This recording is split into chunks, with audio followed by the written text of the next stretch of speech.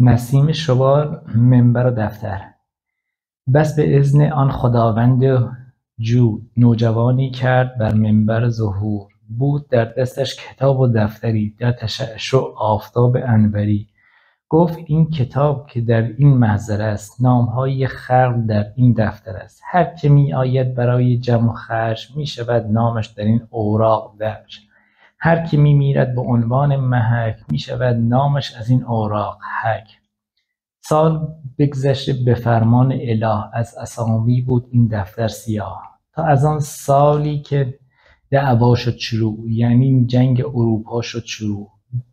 برگشودم از برای بازدید، دیدم این دفتر شده نصفش سفید. علتش را با 200 رنج و ملال، از کرام الکاتبین کردم سؤال.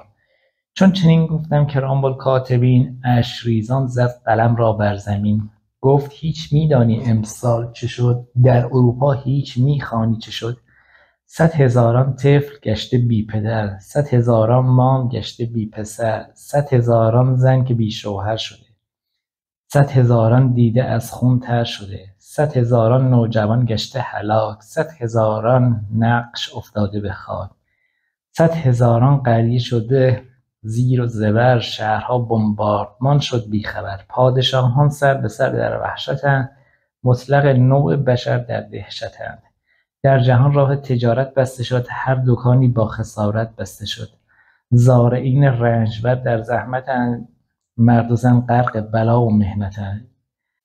زد شرر بر خرمن بیچاره ها، توپها، طیاره ها، خمپاره ها. زین سخنها انبیا بگریستند، ساکنین کربلا بگریستند. پس بیاوردند تاجی از طلا، بهر ژرژ و ویلهلم و نیکولا. چونکه چشم افتاد بر آن تاج زر، کرد ژوزف بر پوانکاره نظر. داشت عثمانی برای افتخار، گوش چشمی به تاج زرنگار. در حضور انبیاء مرسلین، تاج را برداشت عیسی از زمین.